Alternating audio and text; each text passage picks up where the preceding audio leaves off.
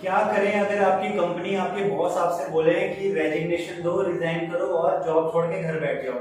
दोस्तों ऐसा होता है, मुझे 1000 से ज्यादा कमेंट आए हैं ऐसे पिछले वीडियोस पे, जिसमें कर्मचारियों से, एम्प्लॉय से यही बोला गया है बुला के कि भाई आप रिजाइन करो, नहीं तो हम आपको टर्मिनेट कर देंगे और फिर आपको अगली कहीं पे नौकरी नहीं मिलेगी और आपकी जो मेडिकल फैसिलिटी वगैरह वगैरह सब बंद हो जाएंगी। कंपनी से अच्छे रिलेशन बना के चलो, चुपचाप रिजाइन करो और निकल जाओ, ऐसा बोला जाता है। और आपको जब ये बोला जाता है तो आप मेंटली प्रिपेयर नहीं होते और आप रेजिग्नेशन देके या फिर आपको फॉर्मेट दिया जाता है उस पर साइन करके जॉब छोड़ के निकल जाते हैं। फिर आप बाहर आके सोचते हैं कि यार अब मैं क्या करूं, अब मैं कैसे लड़ूं, किससे कानूनी हेल्प मांगूं, क्या करूं।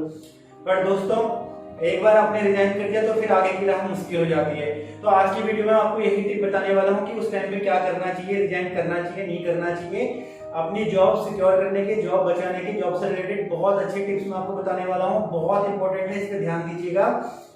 इससे पहले दोस्तों ये सीरीज चल रही है, सीरीज में मैंने पिछली वीडियो में बताया है आपको कि जो अपॉइंटमेंट लेटर होता है, जो ऑफर लेटर होता है, कॉन्ट्रैक्ट लेटर जिसे बोलते हैं, वो लेटर कितना इंपॉर्टेंट होता है, उसकी वैल्यू क्या होती है, उसको क्यों संभाल के रखना चाहिए। तो अगर आपको वो देखना है, आपको जरूर देखना चाहिए। डिस्क्रिप्शन में उसका लिंक दे दूंगा, वीडियो के लास्ट में आपको उसका थंबनेल मिल जाएगा, वहां पे जाके आप क्लिक कर सकते हैं और देखिए कि ऑफर लेटर की वैल्यू क्या होती है, क्यों रखना चाहिए। ठीक है दोस्तों, आज की वीडियो में हम बात करने वाले हैं रेजिग्नेशन देना है, नहीं देना है, या टर्मिनेशन लेटर की मांग करनी है। ठीक है, तो चलिए दोस्तों स्टार्ट करता हूं। मेरा नाम है नरेश। दोस्तों रेजिग्नेशन के लिए बोला जाए तो कभी रिजाइन ना करें, क्योंकि आप खुद सोचिए रिजाइन करने का मतलब क्या होता है। आप रिजाइन तब करते हैं जब कहीं आपको अच्छी जॉब मिली होती है, उससे अच्छा पैकेज मिल रहा होता है, आप तब रिजाइन करते हैं, या फिर आपके कोई पर्सनल रीजन होते हैं उसके लिए।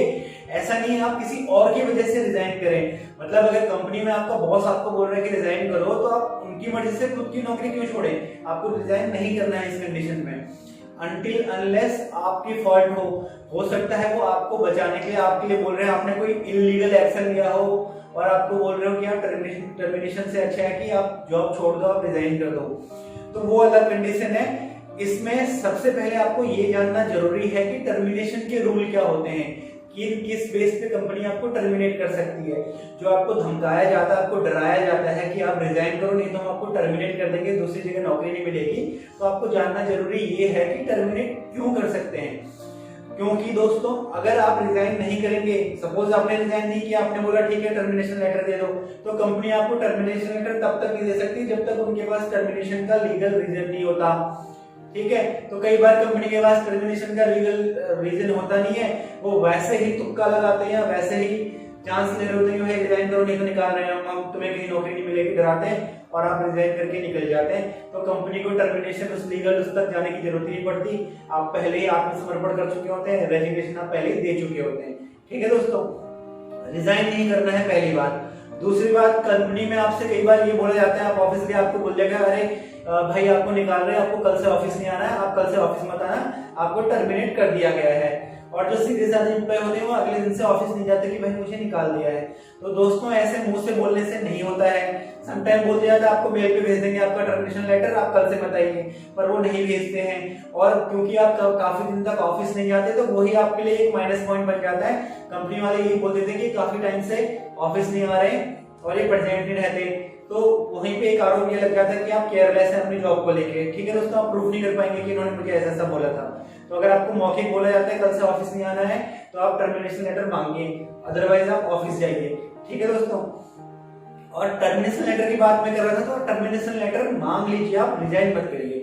क्योंकि अगर आपको टर्मिनेशन लेटर मिलता है तो आप उसको टर्मिनेशन लेटर ले जाके लेबर कोर्ट में जाके कंप्लेंट कर सकते हैं और अपने सारे डॉक्यूमेंट संभाल के रखिए, सारे डॉक्यूमेंट लेके लेबर कोर्ट जाएं।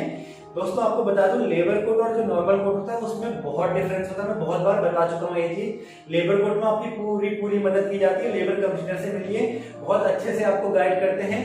उनका काम ही होता है ऐसे एम्प्लॉयज के, ऐसे कर्मचारियों की हेल्प करना, उनको मार्गदर्शन देना जो लोग कंपनी के सताए हुए हैं।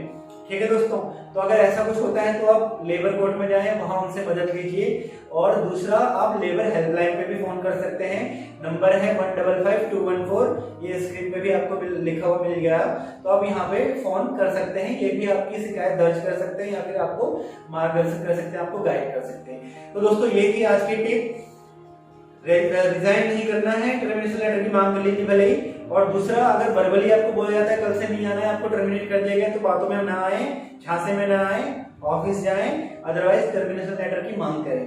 ठीक है दोस्तों।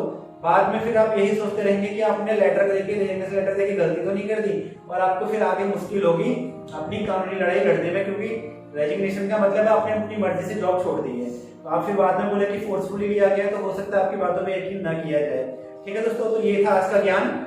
अगले वीडियो में फिर मिलते हैं दोस्तों। कोई और सवाल है इससे रिलेटेड, कमेंट बॉक्स में कमेंट करके मुझे बता दीजिए, मैं उसी टॉपिक पे अगली वीडियो बना दूंगा, उसी में आपको मार्गदर्शन दे दूंगा।